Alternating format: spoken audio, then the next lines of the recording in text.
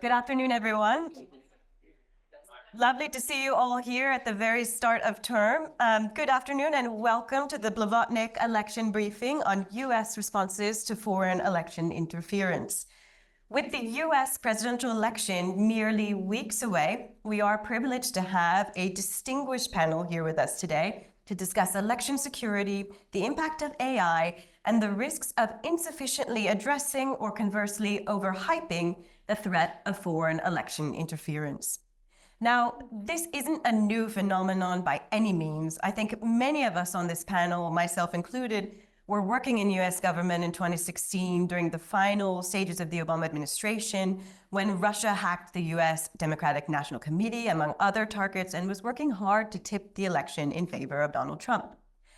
And in some ways, it does feel like 2016 again, with recent news that Iran conducted a successful hack and leak operation against the Trump campaign.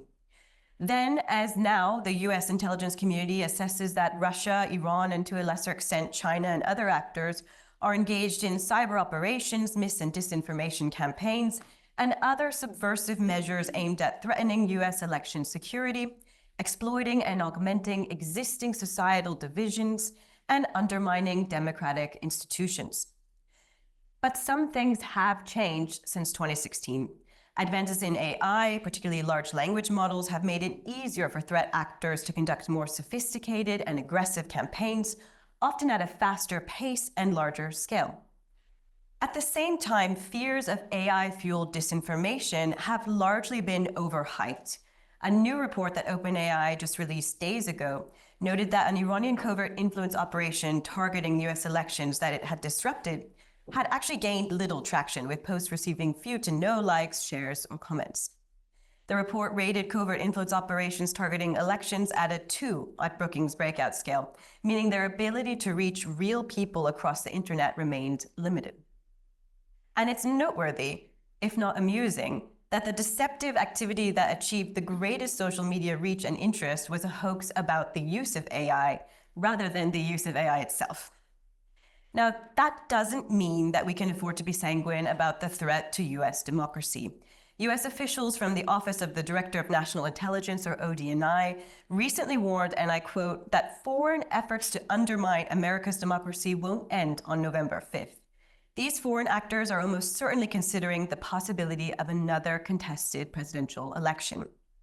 This stark reminder frames today's discussion as we consider both the immediate and long-term implications of foreign election interference.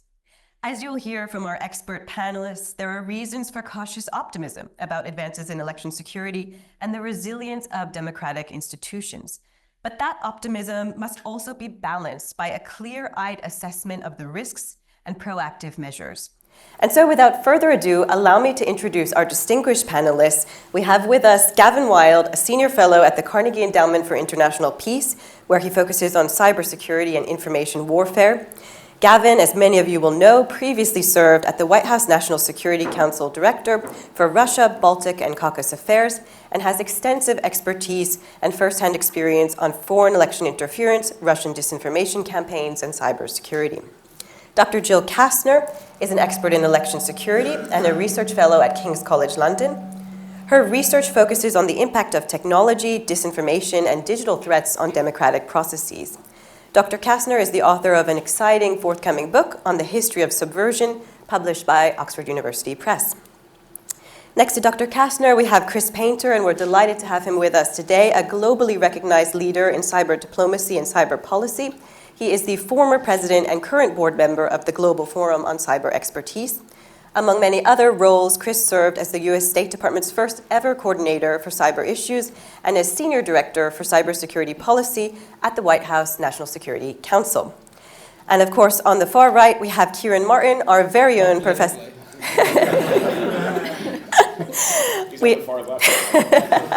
My far right, or far left, we have our very own professor of practice at the Blavatnik School of Government, formerly the founding chief executive of the UK's National Cybersecurity Centre. Known for his leadership in shaping the UK's national cybersecurity strategy, Kieran also has a distinguished 23-year career in the UK civil service, including senior roles within the Cabinet Office. Now, as a matter of housekeeping, I've asked each panelist to speak for roughly 5 to 10 minutes before we move to a moderated Q&A session. Please note that this event is being recorded and live streamed. Now, Gavin, I'd love to start with you, given your vast experience working on Russia and election security. Walk us through a little bit some of the key trends and how that's evolved since 2016 in terms of foreign interference in US elections. Well, first off, thank you so much for having me. This feels a bit like I've been pulled on stage at Wembley Stadium to drum for the Rolling Stones. So I'm very daunted, but also very honored. I think I would open with a vignette about a founding democracy, one whose sense of national pride had been deeply wounded by a recent election where a major power was perceived as having placed their thumbs on the scale in a recent election for a candidate that had struggled to win the popular vote, leading a large section of that population to conclude that the election had been stolen. And that democracy's population had been seized already by conspiracy theories, and its media environment had largely been seized by plutocrats. And as time went on, its government became almost irrationally paranoid about foreign manipulation and reflexively wary about emerging technologies. And so its decision makers unleashed processes to effectively outlaw and censor platforms that they worried would be used to erode its already fragile societal cohesion. And almost 20 years later, that once founding democracy undertook an operation to meddle in the 2016 US presidential election. So I speak here, of course, about Russia, and since 2016, I think the good news is that the United States has dedicated a great deal of national security and civil society and academic focus towards detecting and countering foreign interference in elections. And we are rightfully concerned about the mechanics of the security of the mechanics of the process, our national sovereignty remaining intact, and essentially our collective faith in the integrity of the vote.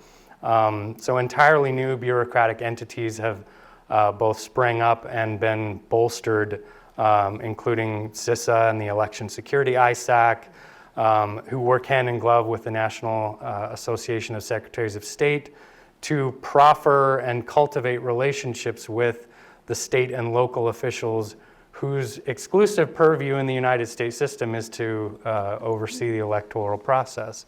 And so not only that, but tech companies like Microsoft offer a suite of security tools to both candidates and their campaigns. And an entire village at DEF CON has been dedicated to working with the voting machine companies to penetration test these systems. Likewise, FBI, NSA, Cyber Command, and ODNI have all kind of stood up tiger teams dedicated to monitoring and warning the public of threats from abroad. So the vast number of eyes, ears, and hands on deck offers every reason, I think, for US citizens and the world to be confident that this election will be as safe as it's ever been from meddling by foreign powers.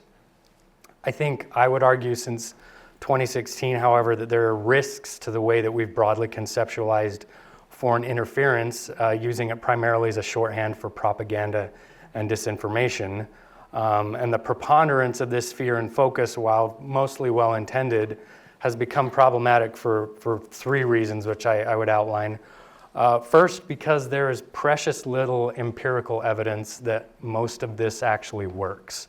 That a host of academic research since 2016 suggests that exposure to so-called fake news and disinformation campaigns comprises a very small portion of most people's information diets.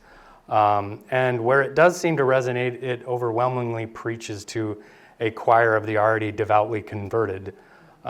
These findings tend to echo previous research and studies about political campaigning and digital advertising, all of which appears less to change the direction of the tide, but rather to ride the wave where it was already heading.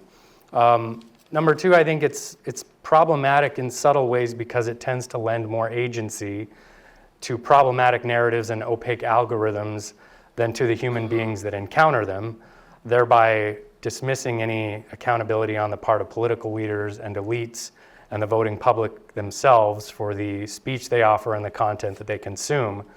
And I think this is especially dangerous for democracy because it casts the voters as empty vessels and blank slates to be drawn upon at will.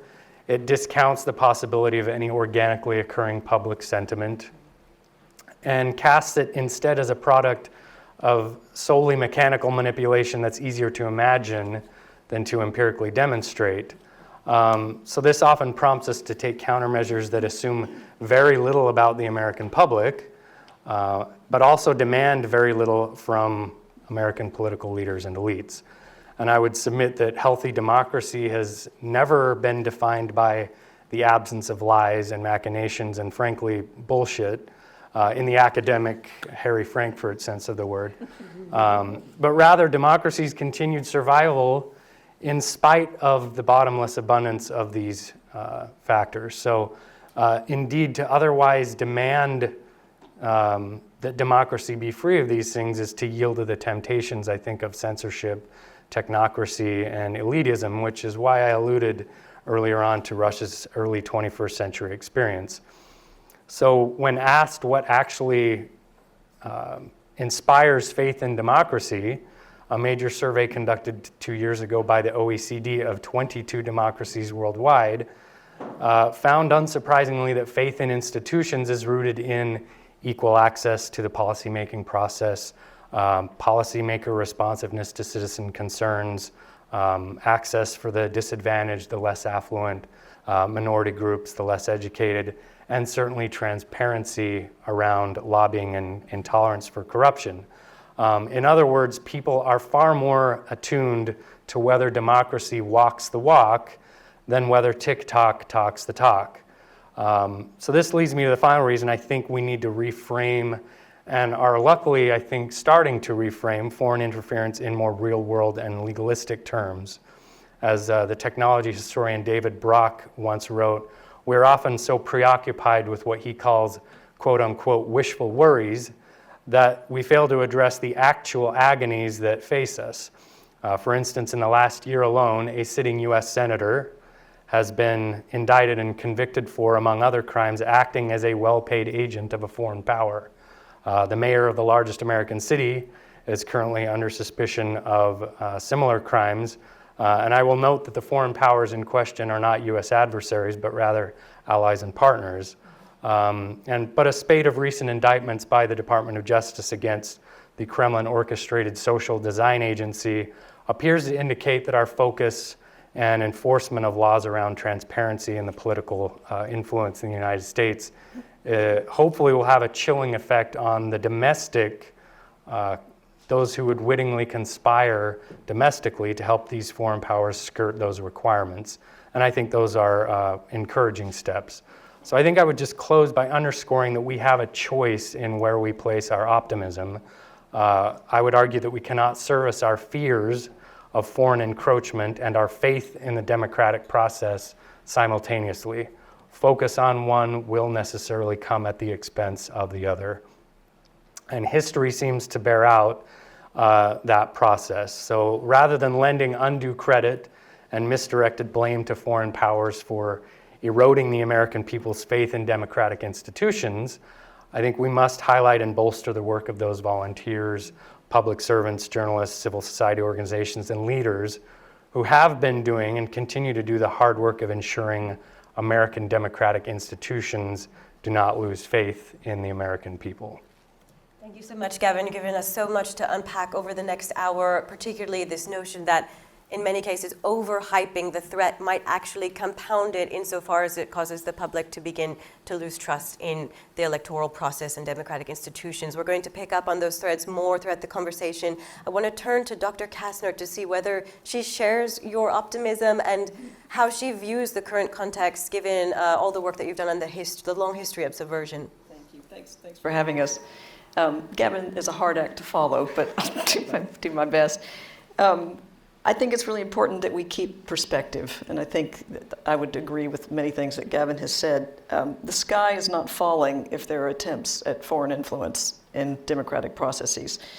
The democratic process itself is one big influence campaign.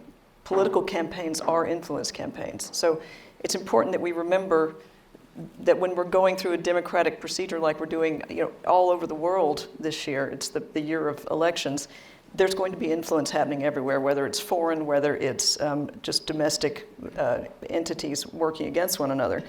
So I think we should keep that in mind so that we don't overreact and give fear more attention than it deserves. If we look at some historical examples of foreign meddling, I think that it helps with that. And as long as there's been democracy, there's been fiddling around in democratic processes. So in the ancient world, in ancient Athens, you had bribery and you had forgeries and you had all the same tactics that you see now. In 1924, you had the Zinoviev letter in the UK elections that purported to say that the Labour Party was going to normalize relations with the Soviet Union, and it was a devastating scandal at the time. The Soviets were very active through the Cold War, offering money to Adlai Stevenson in 1960 and to Hubert Humphrey in 1968. And there's lots and lots of examples. So perspective is really important. And I think also there's no single ingredient that determines the outcome of an election, and that helps also with keeping that perspective. Foreign meddling alone is not going to determine who sits in the White House. It's a bit of an analogy of fertilizer. If you're a farmer and you want to grow a crop, you've got sunshine, you've got water, and you've got fertilizer. You need all of these things, but you don't know what effect any of them are going to have. So we really need to keep that bit of perspective. I think that there are two reasons for, before I say this, I'm going to say that 2016 was a perfect storm. And my reasons for optimism are very much based on what 2016 was, which was the US in this, naive is the wrong word, but in this very strong, happy position, thinking that nothing could ever happen within our borders, with a strong rival feeling its oats, with a new technology in the form of the internet that gave a reach and a velocity to information operations and to meddling and to sabotage that we had never seen before, and with incredibly old technology in the election systems in the US. So a lot of people were using machines that had been around for 20 years, and they weren't very safe. So the reason I think there's a sense of a little bit of pragmatic optimism is that if you look at elections now, we're in such a better position just on the ground, the granular details. Part of that was the very swift move back to paper ballots after 2016. Something like 20% of voters in 2016 were using these machines that had no auditable paper trail, nothing. By 2020, I think it was 7%, and I think in this election it's going to be below 2%. So that's a huge improvement. The other thing, as Gavin mentioned, is that the hackers at DEF CON very quickly in 2017 began to take apart those voting machines, and all the protestations from the vendors and the secretaries of state that these machines were unhackable and air-gapped, that was quickly put to rest. And so that false reliance on the technology has been put away, and I think that makes us much safer. I think they've worked on patching software, but I'm not sure how good that is, and you guys could probably give us a better sense of that. I think the first mover advantage is gone. So that big surprise of Russia in 2016, as Gavin has mentioned, now you've got a lot of people with a lot of eyeballs looking at this problem, and even the public is more aware of the problem. So when the Iranians tried the hack and leak operation recently, nobody took the bait, and it was a completely different scenario than you had in the summer of 2016. I think AI has not been the big scary thing that we thought it would be. It's been used, and that usage in Poland, for instance, or in the Czech Republic, or in India, garnered a lot of newspaper headlines, but it didn't create the effect that the fear from 2023, and there was a lot of talk, a lot of fear of what was going to happen this year, it didn't have that effect, and sometimes it was the opposite of what one would expect. Foreign adversaries are only as successful as we allow them to be. That means we have ways of pushing back, and we have because it's about the people and not the technology, as Gavin was saying, we have options, and the bodies, the local domestic civic groups are really, really important. And you touched on that, but there are a few that I'll mention just because I was doing a little research on this. There's one called Issue 1, which has over 200 Republicans and Democrats, former legislators, working together to work on these issues. There's another one called Braver Angels, which gets people at a very local level in small towns into churches and fire stations and talking to one another, relearning how to have a civic discourse. And it's really, I think, very positive. The other thing I think is that the state of democracy is not as dire as we sometimes think it may be, because I think we may be having a little bit of a case of recency bias. Everybody's looking at where we are now in comparison to the wave of democracy after the end of the Cold War, and suddenly there was this burst of American-style liberal democracies. That 25-year blip was the anomaly. I think the reality is more that there are many flavors of democracy. The Economist Democracy Index has, I think, 74 countries listed as either full democracies or, what does it call them, faulty, or there's a I can't remember what the word is, but we're not in the full the U.S. is not in the full democracy category. It's in the flawed democracy category. So we just need to keep in mind that it's not this perfect thing. It's a process, and it's a messy process, but it's worth it. The other thing that I would say is that these are points for optimism, but there are also some very dangerous issues now as well. So if on the one hand this is much, much safer than 2016, on the other hand it's much more dangerous. And I think that's because of the risk of violence in the US. That kinetic product of disinformation is much more dangerous now than it was. People died on January 6th because of words, and right now the country is very much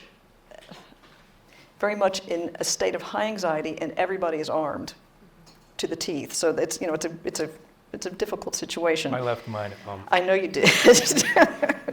Coming here.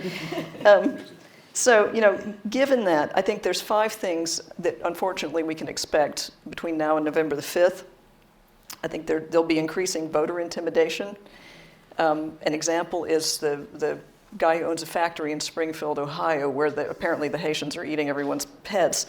And he spoke out on behalf of some of his employees who were Haitian, and now he's gotten so many death threats that his children are being trained by the police to handle firearms. Increasing attacks on poll workers, which not only traumatizes the poll workers, but makes it hard to get others to take the job. There's increasing efforts to train those poll workers, so security is ramped up, and it's sort of mounted police and building metal fences around the tabulation centers. It's sort of a dystopian setup that we're seeing more and more.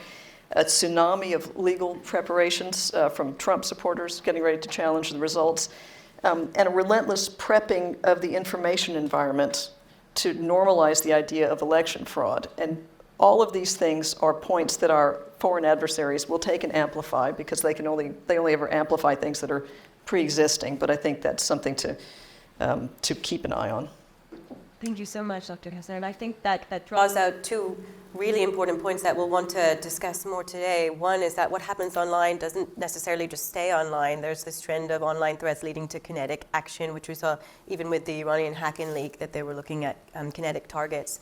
And the second is that even though we're talking about foreign election interference here, and that's the title of this panel, a lot of times what we're seeing is that relationship between actually domestic far right or far left groups and how foreign actors are able to exploit narratives that may already be out there, not necessarily new narratives, but narratives that are existing, and compound those and gain greater exposure for that. So thank you so much for putting that all in context for us. I want to turn to Chris now. Chris has so much experience working on these issues. So I wonder, Chris, if you can give us a little bit, maybe the pessimist or the other side of the argument. We've had a lot of optimism in the room, which is unusual for people talking about election interference threats. But we've seen both sides. So we've seen CISA come out recently saying that U.S. election infrastructure is more secure than any previous election cycle.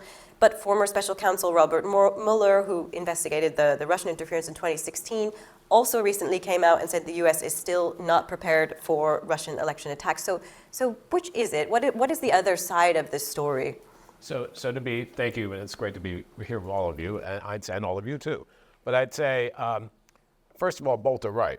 We're better than we were, but we're not as good as we need to be. And I do think there is a reason to be concerned, and not just say this is part of an historical, which I agree with. I think I agree with both of you that there's a lot of historical precedent for this. But let me take you back first to the context of 2016, because some of us lived, I was still in the government, we lived through this. And I think, then it's true we weren't prepared for this. We weren't thinking about, we had foreign actors get into our presidential campaigns before. It happened to Obama, it happened to McCain during that cycle, and it probably happens more often than that. And normally foreign actors get in not to weaponize the information, but they get intel. It doesn't help them if they let people know what they have, right? You want to have that intel.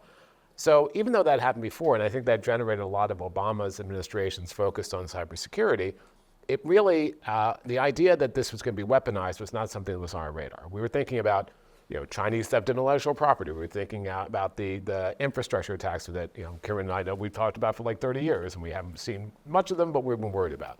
But we weren't thinking about this blended attack, which is both taking information and then weaponizing it. And part of that problem with that is you had the cyber community, the cyber folks, and you had the people who understood influence operations, other things, and they weren't the same people.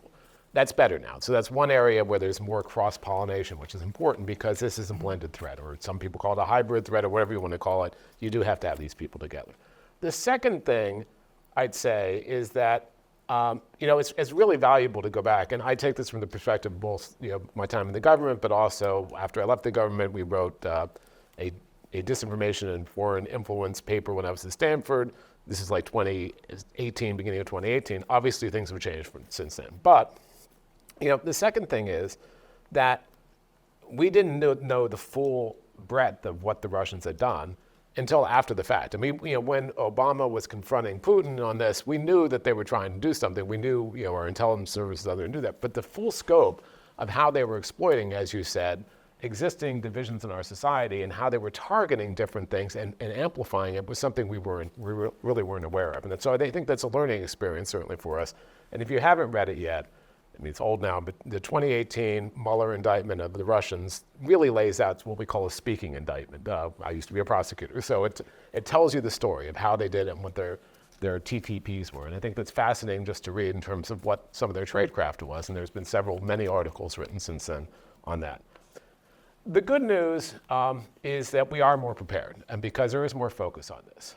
And when we talk about actually interference with the electoral systems themselves, the voting machines, the vote tabulation, and you have to remember this is a whole path of things. It's not just the voting machines, it's how they're tabulated, it's how they're announced. There's all different kinds of vulnerabilities where a foreign adversary or someone else might want to influence that actual technical process. We're in much better shape. I mean, you mentioned that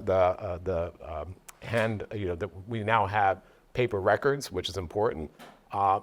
And we didn't really see that happen in 2016. That wasn't the vector that we saw that we were worried about.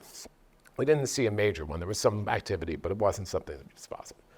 Now, I'm still worried about that because if you look at and this falls into disinformation too, the US election is razor thin, if you've been following the news right now, and it comes down to just a few places in a few states which will make the difference. So if you can influence, and it is hard to influence, as I agree with what was said before, but if you can change it just a little bit, that might be enough. And so that is a concern. There has been work that DHS has done. There's been work from the Election Ice Act that's been set up, and there's been training that's been given to state and local officials, some of whom were originally a little like, we don't want to be trained by the federal government. We're state and local officials. But now I think they understand there's been equipment, there's been, again, not enough. I mean, because everything in the US and probably everything everywhere is a political issue. So even funding for these things in Congress has been a hot potato to some extent, but there has been a lot done. So I am not as worried about attacks. I'm worried about it, but I'm not as worried about technical attacks on election systems that are going to change the game in any way. I think they may happen. I don't think that's going to be the problem. But to be honest, and actually this is a particular UK phrase that people say, if I'm honest, and I always want to ask, are you honest?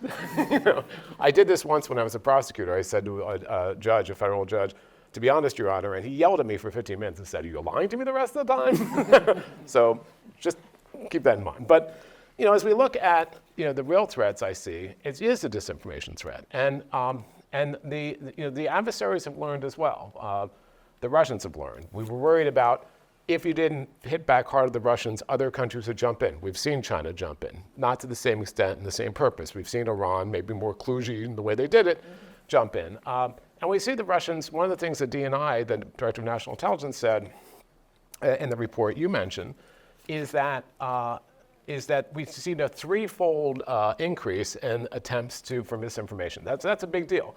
Now, whether that actually has an effect, I would challenge that a little bit. Yes, there's not empirical evidence, but it's very hard to figure out what the empirical evidence is. If someone's mind has changed, if their vote has changed, people are very defensive about their positions and don't want to ever think they're manipulated. This is a matter of human nature. And people in the US and other places too are very politically divided in silos.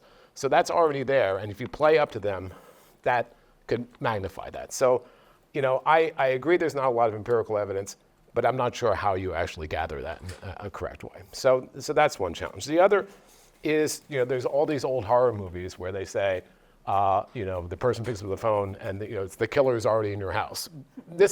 A lot of the damage has already happened because this has not been new. This has been a constant wave of disinformation, a constant wave of trying to reinforce this polarization of society. And one of the studies that was done by the Pew Research Group recently said in a nice headline, the majority of people in America have trust in the election and they think it will be conducted fairly and accurately. That majority was 61%. That's not a great majority. That means there's 39% who don't, right? That's not great. And then if you actually break it down by party lines, it comes down to, interestingly, in 2020, 77% of the Republicans thought that it would be conducted fairly, and only 47% only 41% of the Democrats. Now, it's the exact opposite. 77% of Republicans think it won't be conducted fairly, or 77% of the Democrats think it will be conducted fairly, where only 41% of the Republicans. And so that shows this polarization. And the polarization, I think, really leads to this issue of vulnerability in our society that may be unique historically or otherwise, but I think it's a real issue and a real target. Are we smarter about this? Yes. We've talked about the cure is education. Well, that's really hard to do, and that's a 10 or 20-year project. Are people really, are the majority of voters that analytic that they really understand what these threats are, or especially when it resonates with their views, they don't pick it up? I don't know. So I'm happy about the technical aspect. I'm really concerned about the larger disinformation aspect and how that's going to play out, not just now, but in the future. And I think that's going to be concerned, not just for the US, but really everywhere. So I think those are the main things I want to say. Because you alluded to a really important point here, which is that the election is razor thin, but perhaps that we're all focused right now on the presidential election as it's weeks away, but perhaps one of the largest looming threats is actually what happens after November 5th. And we know, ODNI has said that these actors are already trying to plan for a contested election to contest the results. And I just add, this is not limited to election, but it spills over. So the big hurricane that just happened in the US now, there's tons of disinformation about, including a cadre of people will say that the government controls the climate and that they caused this to happen, which is just unbelievable, but there are people who believe that. And so that means people are not getting the aid that the Federal Emergency Management Agency are offering when they need it desperately. That carries over to a whole range of things. So that's the larger distrust of government generally, and I think that affects it. So let's turn to Kieran for a minute to zoom out a bit beyond November 5th and also beyond just the US context as our token UK member of the panel. What does this mean in terms of larger election security, but also cybersecurity trends? Well, thanks for having me, and thanks to everybody for coming. We're pretty amazed at the turnout. Thanks for explaining why I'm here. I think it's the token. Maybe I'm the foreign interference in this in this discussion. And after all the high quality contributions already, I've spent most of the last half hour or so just crossing out things that I was going to say that have already been said. And I had one original point left to make, Brianna, and you just made it. So. So insofar as I have any different perspective, I did run cybersecurity for the UK government between the end of 2013 and the end of 2020.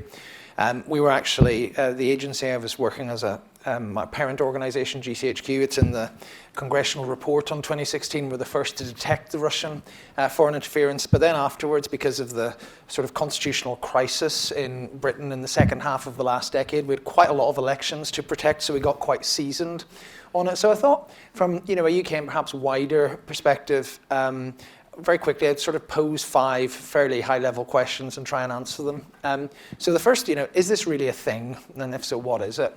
The one thing, in terms of the title, and I don't particularly like sort of parsing words and picking at it, but I think it is important in this case, and that's to our very last point. I don't really talk about electoral interference. I do talk about political interference because of what happened in 2016, it was at the peak of the electoral cycle. People always say, oh, it's this big moment, and it's not. Insofar as it is a thing, it happens all the time. One of the few things that cut through in the UK, again, it was Russia, and it was in 2019, where it ended up in the 2019 election campaign, which is in December, unusually, because unlike in the US, you can have elections anytime you want at the Prime Minister's discretion. And there'd been a whole constitutional crisis throughout 2019 about if there was going to be an election, and if so, when. Way back at the start of 2019, the Russians hacked the government and produced a letter saying we were going to sell the National Health Service to you lot, which is the most toxic thing politically you can say. And then over the course of 2019, this thing got promoted. There's a very good Graphica report on it. It got promoted and amplified, and it ended up with the leader of the opposition then producing it during the election campaign. But given when it was done, this was just destabilised British politics, not the election. So that's a sort of important nuance. But it is a thing, and I think just to the US experience, it's sort of been mentioned. I mean, there's clear evidence disclosed by the US government that Iran has done something to the Trump campaign at this time. So yes, it is a thing, but I would call it political interference, not electoral, and so it's constant rather than peaks in the cycle. The second, is it effective? And I would say sometimes, but mostly no. I do think, and again, this plays to the constant side of it. There's quite an interesting report. It's by an Australian company that I do some work with, interest declared, on the Chinese initial forays into the space. And it's really quite interesting to watch because China hasn't been, as I think Gavin said, it hasn't been as active in this space as, say, Russia and even Iran.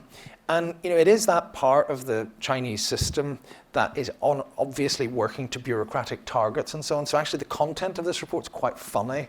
They set up all these sort of social media bots and so on. And they did this test. So the proof of intent is quite interesting. But what's fascinating is the risible quality of them. If you reply to some of them, they then reply to you saying, as an automated AI bot, I am unable to pursue this conversation further. Some more of them, when you reply to them, then reply in Chinese characteristics. So, sometimes we equate intent with impact and activity with impact, and they're not quite the same thing. I actually only think there have been 2 in the world that I would say did something lasting. So one is the US in 2016, and whether it shifted the election, who knows, because how did millions of people in the privacy of the ballot box with multiple things going on in their heads, how did they make the final decision? But the fact that Americans are still arguing about it means it was a pretty good job by the Russians from their point of view. I think that's the point. The second is Slovakia last year, where there was a deepfake audio. And in a very tight election, the polls did appear to move 3 to 4 points against the victim of the deepfake. But interestingly, there were very specific factors to that. Again, a bit like the US, quite a polarized society, more pro-Russian than most of continental Europe. But also, Meta, it was mostly on Facebook. Meta's policies hadn't quite got round to dealing with audio deepfakes. They had very good policies on video, but this was an audio, saying, oh, what do we do with this? So they left it up for longer. And then secondly, like a lot of continental European countries, Slovakia has reporting restrictions in advance of the election, and they're 48 hours. So even though people knew this was fake, Slovak TV couldn't say this is fake. So, there are things that were actually non-technical and easy to fix, the effect. But mostly, actually, a lot of this stuff has a very more limited impact. Does AI make it worse? I mean, I think Jill's mostly covered this. Not really. I mean, certainly in big picture stuff. And I think it's interesting to think about why, because it's not because people aren't good enough. I think the best deepfake I've ever seen, or political deepfake I've ever seen, I don't know if any of you have watched it, was a Russian attempt against Ukraine earlier this year, where after the Moscow terror attacks, they deepfaked the Ukrainian Deputy National Security Advisor on a Ukrainian TV politics show, saying essentially, we did it. And technically, it's brilliant. And I've talked to people who speak Ukrainian, which I don't, and they say, look, linguistically, it's very convincing, and in terms of the audio. So it's a really, really good effort by them. Its impact was virtually nil. Why? All sorts of reasons. Firstly, it was a spoof of a show that people had seen. So, well, that didn't happen, and they told their friends that didn't happen. Secondly, the Ukrainian TV company released the original and said, this is what happened. And thirdly, even the most sort of potentially gullible target of this say, hang on, people aren't stupid. Certainly all of the people aren't stupid all of the time. Was the Deputy National Security Advisor of Ukraine really going to go on TV and say it was us? It was just this basic plausibility test, and I think we sort of got very excited about deepfakes, but the idea that something could persuade millions of people without it being called out, I think is a bit fanciful. Where I would worry about, because I'm not just, I'm probably more on the optimistic side than, say, Chris is, I do worry about some of the micro stuff. I don't really like talking about this in public in case you give people ideas, but they've already got these ideas. I think some of the things that you are seeing a little bit of is, let's say, in a community divided over the conflict in the Middle East, get a community group, use sort of AI to do some sort of fake targeted at a local Facebook group that without wide circulation, don't, just sow discontent in micro sort of doses. You saw a bit of that with the robocalls in New Hampshire telling people not to register to vote. It's that little sort of targeting thing where it doesn't become a big issue. So AI hasn't made it that much worse, but it's made it a little bit worse, but at the micro level. Here's the point, and I think Jill touched on this, but insofar as I have an original point left, my fourth question is, what about the home front? Because I think there's something quite comforting in all of this to say, oh, it's all these, evil authoritarian states, and we ignore that quite a lot of this we do to ourselves. A few quick points on that. If you talk to anybody who worked on the protection of the 2020 election in the US, most of the stuff came from within the US. Most of the BS rumors about disappearing ink or closed polling stations or vanishing ballots or whatever it was, all came from within. Most of them came from the US. Here in the UK, not an electoral event, Patchy, the discussion about elections versus politics, but the riots after the murder of the awful murder of the 3 young girls in Southport. Again, the political class and the media and academics, we're all sort of guilty of this. We all reached for it's the social media platforms and it's the evil foreigners. And we didn't pay enough attention to so many of the people who amplified really dangerous rumors, which put people onto the streets, who set things on fire, came from British people. It's very, very clear from the evidence. And if Facebook had tighter policies, they'd still have done it some other way. So we need to watch that. And again, I was on a panel last week, and it wasn't about this issue, it was just about the state of British public administration. But the head of the Electoral Commission in the UK was on it. And I hadn't even spoken, so we weren't talking about this issue. And he was asked by somebody else, so what was your assessment of the sort of integrity of and sort of quality, if you like, of the UK 2024 election? And by and large, it's a positive story. No deep fakes, nobody's disputing the result. He said the thing he was most concerned about, and this was unprompted, was the terrifying and vicious online abuse of mostly female participants in the election. Right, nothing to do with, and again, not much of that was coming from abroad. So a lot of this is what we're doing to ourselves, and that leads to the final point, which hopefully again has some something new to it, but it's come up a little bit. I think Jill in particular mentioned it. Can you contest this? What's your agency? And you've bits of agency. I mean, the US and I think UK and lots of other countries, but the US is probably the best in the world at this in terms of protecting electoral infrastructure. The stuff that makes elections work, whether the threat's homegrown or abroad or foreign. The US is quite good at that. So that's good. In terms of disinformation campaigns, US and allied agencies have done basically semi-declared, publicly known operations against troll farms and so forth. The US did quite a lot of that in 2018. But I think the big thing about it is how sort of society as a whole reacts to it. And that's where the choice comes in. So, there are some actually encouraging signs. So 2016, what happens in 2016? I mean, not just the Trump campaign, which you might expect, but the US media just goes mad with the Russian disclosure. Says, here you go, we'll just print them as if they came from Secretary Clinton herself. They blithely ignored the fact that this was a hostile intelligence job and applied no critical judgment. encouragement to that. Contrast that with the Iran-Trump hack. Clearly it happened. Clearly it's been offered to the US press. And yeah, there's a few sort of fringe outlets that have picked it up and run, but most have said, look, this is clearly stolen by a hostile foreign state. We're not touching it, you know. And there's no, you know, the First Amendment hasn't been repealed. There's been no emergency censorship laws, to my knowledge. You know, this is an actual choice by responsible actors. And I think there's a brilliant example from the UK, and again, it's outside the electoral cycle.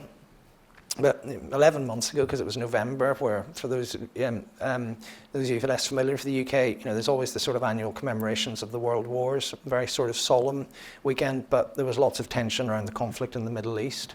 And there's a big controversy about would a pro-Palestinian march be allowed on the same weekend as the Remembrance Day commemorations. And there was a deep fake, which was well done. It was a good quality deepfake of the Mayor of London, who is a Labour politician and a practicing Muslim. And the Conservatives were in power at the time. And the deepfake was not just technically good, it was extremely maliciously clever. It was purporting to have him saying, who cares about the Remembrance Day commemorations as long as the pro-Gaza march can go ahead? So it was about as incendiary a thing as he could have said at that point in time. Of course, he didn't say anything like it. Within hours of its circulation, the Conservative security minister, so a political opponent, in less than a year out from an election, just went out on every available platform and said, this is nonsense, don't touch it. Report there's a deep fake out there, but nobody should take this seriously. And we should treat this as an attack on our democratic process and on our institutions and on our nation, not as something to drive a wedge between people. So, you know, one of the things that frustrates me with this conversation, sometimes not this one, but, you know, this subject is, oh, you know, these people are doing these things to us as if there's nothing we can do about it. There are technical and operational things you can do about it, but you can also choose whether or not to be divided. So finally, and I think again, you know, Gavin's already made, I think you, Brianna, made this point. It is a thing. It is something you've got to manage, but talking it up as a threat is not a neutral act. Because if enough people start saying, in a fairly loosely evidenced way, that there's a real problem with electoral integrity, then soon enough, some people are going to start believing you. And that, if you do that, then your adversaries don't actually have to do anything at all. An extremely valuable points to unpack there, as always, Kieran. And just to underscore the point you made, that this is really more about political interference rather than election interference. In the recent DOJ indictment of the Iranian hackers, they revealed that the campaign actually started in 2020 in response to the Soleimani strike. So just to underscore that excellent point that you're making. We are running short on time, so I do want to open it up to questions now from the audience. If you could please just state your name and or affiliation when you raise your question, that would be great. And also opening up to our online audience for questions as well. Yes, go ahead. Wait for the mic, please. Thank you. I have a question for Jill. Jill is the name, right? Sorry. You made a comment and you said that the post-Cold War democracy was an anomaly. So I wanted to see you investigate that. Why is that an anomaly, and why is democracy as it manifests itself more mainstay?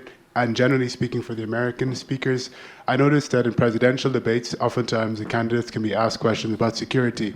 And something that always baffles me, my name is Eric, by the way, I'm part of the MPP cohort from the Republic of Ireland. So from an Irish perspective, something that is strange to me is having prospects for office, the presidential office, discuss security, not only for the nation to hear, but for the world to hear. When it comes to some of the geopolitical rivals to the USA, you would never see such discussions take place in an open garden for everyone to see. So do you think there should be more unity, as was alluded to by Kieran, amongst people from both sides to ensure security is left for people to discuss maybe behind closed doors? So. Okay. So I'll do my. I have a little. Okay, I'll do my bit first because it's quick. So, if you look at the 20th century, I think in like at the end of World War I, for instance, I think there were 20-something democracies. By 1942, there were only 12. By 1962, there were probably up to 30. And as the Cold War wound down and ended, all of a sudden, you know, there were more and more through the 60s, they're 30, 40, whatever it is, and also defining democracy is tricky. So you have to go either to the Bertelsmann Index or to the Economist Democracy Index, one of those things, and they have different metrics. But if you look at where we were when the Cold War ended, all of a sudden there was this flowering of democracy, because democracy was supposed to make everybody wealthy and rich, and it was going to be wonderful. And Fukuyama was writing about the end of history, and it was all going to be fabulous. And that was great for a little while, but it was very much American liberal democracy, because the US was the only game in town. We didn't, Russia was on its knees, China was in a backwater at that point. There was nobody to challenge that idea of what democracy was supposed to look like. So already in, I think, 2014, the hand-wringing had begun about democratic backsliding and about the initial blossom of democracy in some of the post-Soviet states, then creeping backwards and becoming more authoritarian, not necessarily completely authoritarian, but not like what we thought it ought to look like. And there was this sense that if you weren't a liberal democracy, you were a second-class citizen. I think that's a little bit what Russia and China have been pushing back against since the early 2000s. So keeping that in mind, there was a lot of talk last year and the beginning of this year in forums like this and op-eds and whatever about the rise of authoritarianism, the decline of democracy. Democracy is under challenge, but it's only under challenge because we're back in a world where we have adversaries. It's not a unipolar world anymore. It's not a bipolar world. You could argue about multipolarity, but it's a rough and tumble neighborhood again. And I think it's important to remember that democracy has been under pressure many, many times in the past and kind of squeaks through in our messy way. And we need to have a little bit of faith in it and not freak out because it's not looking like that wonderful period when the Cold War ended and everything was rosy. I think that's an unrealistic little unipolar 25-year blip on the great map of history. Yeah, and there's of course, the famous quote that democracy is terrible, but except it's great compared to every other system. But I think on the second point, look, I remember speaking after I left the government in Australia, and there was an audience in a university, and one Chinese student stood up and said, "Wouldn't you rather have the stability of our system rather than the mess that your system creates?" In terms of this is post 2016, there was a lot of debate about things, and the answer is no. If you're going to have democracy, you have to have debates on everything, including on security issues. And no, I don't expect the presidential candidates, hopefully, to pull out a classified folder and say everything that the U.S. or others are doing. Might have happened. Yeah, I wouldn't be so sure, but I wouldn't expect that. But you have to have a debate on these things, and I think it's healthy to have a debate on those issues as well. And just to one point that I think is related to that Karen said is, I do worry that the more we focus on this, the more it undermines people's faith in institutions and democracy at large. But I think that's often, to some extent, already happened. To some extent, they have succeeded in that goal, given some of the statistics I showed you about people's lack of faith in it. And that wasn't true before 2016. So we need to reinforce trust in the institutions we have. And I think that's something that's going to take a while. Get to a couple more questions. I'm going to take two at a time. One in the back and then in the back over here. Yes, this isn't a question, it's more of a comment, but I suppose the general, you can respond to it. Brief Firstly, comment, please, briefly. Briefly, yes, so I'm Luan Stapor, so I'm not any of you people. Strange, it feels to me I'm back at school. I'm a DPhil in literature, so I don't wear suits. And I'm in Lincoln College. My comment is, coming from South Africa, and listening to a lot of what you mentioned here, in South Africa at the moment, the past 10 years or so, a key word that's been used a lot is white monopoly capital. So in a certain political sense, to critique parts of the country's economy. But that term was coined by a company here, Kieran, in London, Bell Pottinger, which thankfully does not exist anymore, which was kind of hired by South African parastatal actors. So my question is, listening to you, it seems to me there's a dichotomy between either the people do something or don't do something, or states do something. But what about organized capital? And in countries where, for that organized capital, it doesn't matter to them necessarily whether or not another country goes to hell, becomes a shithole country like we are.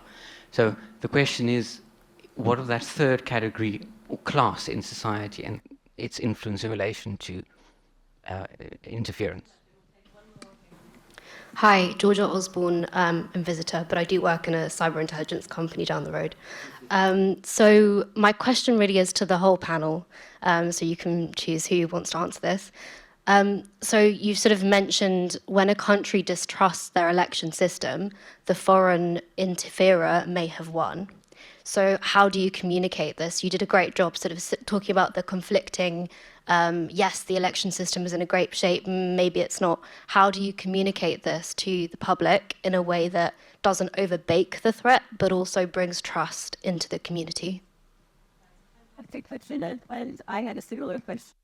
Kind of mitigation measures. I wonder, Chris, if you might put your former prosecutor hat on and tackling that question, and also, is sunlight the best disinfectant for these types of operations, or does it add fuel to the fire? No, I think it is the best disinfectant. I think you have to be upfront about what the vulnerabilities are, but also what you're doing to counter them. And I think at least in the U.S. they've been better at doing that and saying, here's how we're protecting systems. Here's how we do the paper ballots. Here's how we have the diversity of systems, which makes it hard to attack and change. I think the more messaging you can get out there, positive, true messaging, not disinformation about what we're doing, the better.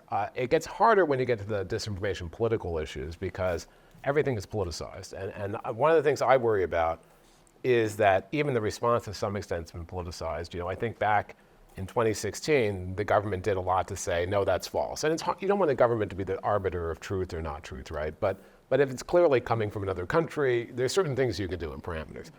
But there have been lots of hearings on the Hill and other things that have, I think, at least made some of those guardians a little more timid to do that this time because they could be shot down in a political way. And I think that's worrisome. But I think the more you can promote the positive narrative and going to several people's point about what we're doing, about about how secure the voting is and how the counting is secure and how your vote will be counted, that's really important. And I think the more we can do that, the better.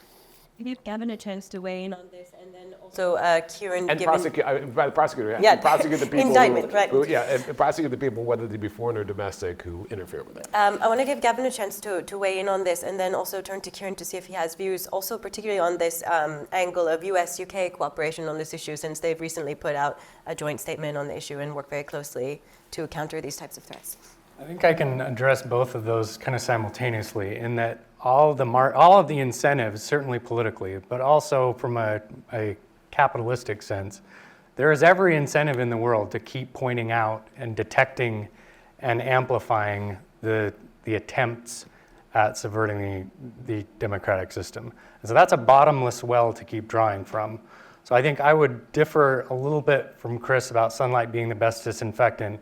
I kind of equate it to, it makes little sense to kind of, if you're dealing with Ponzi schemes, to try and pick apart the truth claims of a set of vitamins or a set of supplements, each in turn, and try to tackle all of those endlessly because there's a barrage of them and they're never going to stop. What makes more sense is to point out that the model itself is flawed, that the approach towards the human psyche and the polity, that there's not as causal a relationship as a Ponzi scheme like disinformation and information warfare attempts to create. And so I think addressing those marketing incentives and toning down some of I think there's a lot of strategic ignoring, as Kieran noted on the Iranian case. We need to get better at that, of saying we see it, we notice it, we'll prosecute it, but we're not worried about it. We're going to let it pass because that well is bottomless. And there's so much marketing incentive, whether you're media, cybersecurity, civil society, and certainly if you're the perpetrator. My win, if I'm a Russian disinformation operator, is not chaos in the American system. It's going back to political and financial patrons in Moscow and saying, would you allow me to keep doing what I've been doing? And certainly in some ways, the indictments are just sending a signal to foreign actors and trying to deter would-be hackers, since a lot of these hackers don't even leave the country. So it's a strong symbolic effect. Kieran, do you want to weigh in on either of these questions? Just quickly, I mean, in terms of the generally optimistic tone of my own contribution and some of the others, I think Chris's point does hit home, and I think this is also to George's question. Mis and disinformation is actually really hard, not just because it's technically hard, but also some people, mostly on the right but not exclusively, but have legitimate worries about when countering mis and disinformation becomes the suppression of unpopular thought.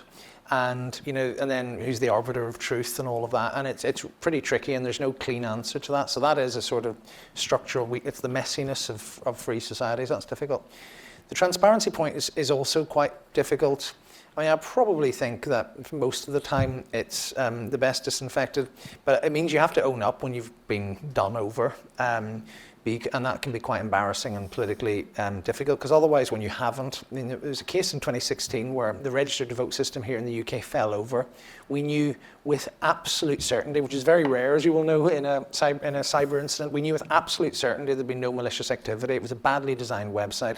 More people had decided to apply last minute for a vote in the Brexit referendum than the system could cope with, and it keeled over. And we had parliamentary investigations the next year saying we can't rule out foreign interference. Well, we did rule out foreign interference. We know exactly what happened, but people in Parliament didn't believe us. So it can be quite hard. But I think the only way then you buy the goodwill to get that message across is when you own up, when you're sort of done. And then on your cooperation point, Brianna, I do think, there's always a trade-off between, if you like, the historic and easy intimacy between, say, the UK and the US, and actually trying to broaden this out a bit for more general protection. And actually, perhaps counterculturally, now that I'm out, I do think we should pay a bit more attention to the second of those. It's quite interesting that in this election, Russia and Iran are on opposite sides of the targeting spectrum. So Russia, wanting Trump, favoring Trump, and Iran targeting Trump is quite interesting. Not forming any unlikely coalitions there, I suppose. We'll have time just for 2 more short questions. Take one here and one right there. Thank you. Thank you for a really interesting talk. My name's Kobe. I'm a secondary school teacher, and I'm doing a part-time master's in education. This is mainly for Chris, but anyone please feel free to answer. You mentioned that the cure is education.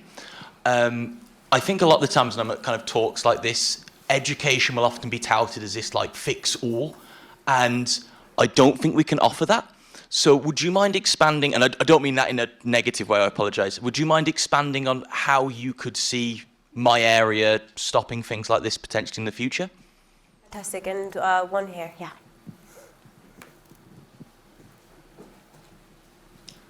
Thanks very much, everyone.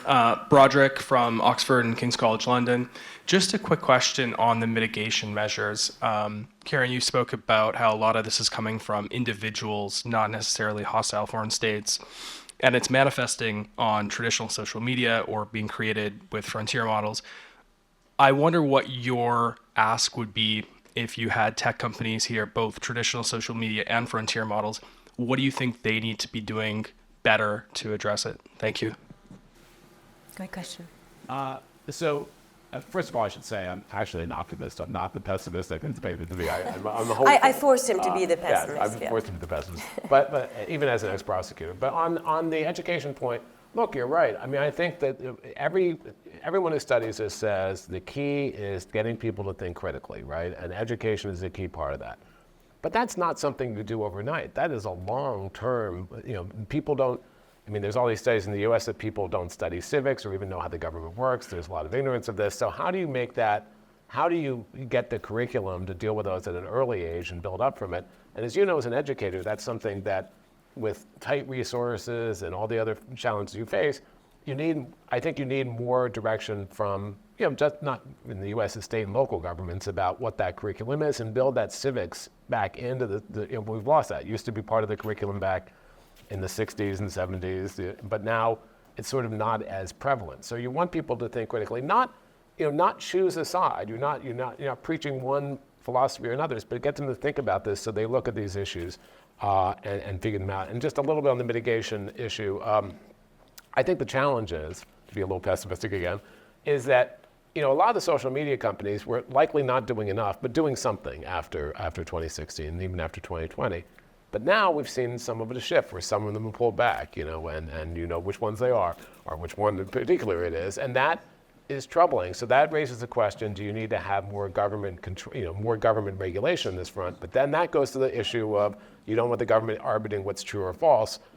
It seems to me there are some simple things in that, like what's coming from a foreign source? What is AI driven? I mean, those are not, you can come up with value neutral things, I think, even in this politicized environment.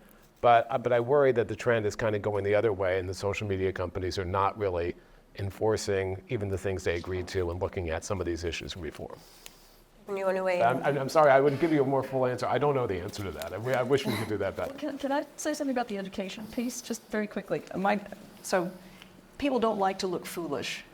And the whole disinformation thing, you're a fool if you believe something that's obviously disinformation. So my daughter, when she was young, she had a 1 hour example in her school where they took the kids and they showed them this website, and it was showing them how octopi were growing on trees in the Pacific Northwest, and it was wonderfully produced, and they all bought it. And then they showed them how fake it was, and that's all it took. It was just a one-off. You could do that on a regular basis and start, training young people to think very critically. Just do it with humor. Make them feel smart. It will work. But he had to be careful because people really hate speed. One of the things after the 2016 election is if you confronted some people with the facts on something that was clear disinformation, they didn't want to admit that they'd been fooled, right? And so you have to overcome that as well. I remember watching a documentary when I was a little kid about how spaghetti grew on trees and how you cut it down and dried it in the fields, and I believed that for over 5 years. So, Gavin, let's hear from you. Just a quick note on the tech companies. I think, kind of a contrarian point of view, as long as we keep trying to put them at the center of this problem, they remain legitimized as a tentpole for how societies function. And that only works to their benefit. I think certainly since 2016, we've treated them like co-equal partners and kind of human rights NGOs in embryo, which they are absolutely not. They are profit-driven multinational corporations. That is, and rightfully so, their first and inevitable driving force. So I think I would look less to the companies for solutions on this, because I think that debate only kind of serves to solidify the market power and the political power that we wish in some instances they simply did not have. And we cede that territory willfully, I think. Kieran, I want to give you the opportunity to have the last word here, because I think that question on education was so great. And we are here at a School of Government working to set up a new Oxford Institute for Cyber and Tech Policy. Part of our mission is just to do exactly what you said, to educate the next generation of tech policymakers. So Kieran, I wonder if you had any views or final closing thoughts on what we can actually do to educate this next generation of tech policymakers. I think building on what's been said, but perhaps expanding it into a more controversial area, I think ultimately you have to have some tolerance for things going wrong and people believing nonsense from time to time, but actually trusting them over time to make their own judgments. I mean, you look back, and we don't have time to go into this, but you look back at the last sort of 30 years of online communications, sort of social conventions have developed over time about what you can and can't do online, what you should and shouldn't do. People still break them all the time, but what you should and shouldn't do, what you might and might not believe, and so forth. And we need to just find ways of getting there, of showing what's realistic. I mean, and I do agree with Gavin. I mean, one of the things to answer the point about what should the tech companies be doing, I think firstly, government and academics and others should actually work out what we really think tech companies are responsible for and what's realistic to expect of them, rather than just sort of casting them as these sort of devilish villains that are responsible for everything bad. So I'm not sure how much I'm helping, but there is something about empowering people and then trusting them. But just perhaps to lighten the mood, but to come back to this point about the balance between what we're responsible for ourselves, what big tech's responsible for, and what the activity that foreign actors can do. You may have seen earlier this week, if you're in the UK, the head of MI5 making a sort of annual threat assessment, and the quote and headline was, "Russia and Iran want sustained mayhem in the UK," which provoked a welter of online jokes saying, well, all they have to do is sit back and turn on the television. There you go. Well, unfortunately, we're at the end of our time here, but I do want to thank you all so much for being here today and extend my thanks to our distinguished panelists for joining us to talk about not foreign election interference, but as it turns out, actually foreign interference in US politics is a better way of phrasing that. To sum up, the sky is not falling. There are reasons for cautious optimism, but at the same time, we still need to be very clear-eyed about the risks and very proactive in mitigating real threats. So thank you so much. Please join me in thanking our distinguished panelists.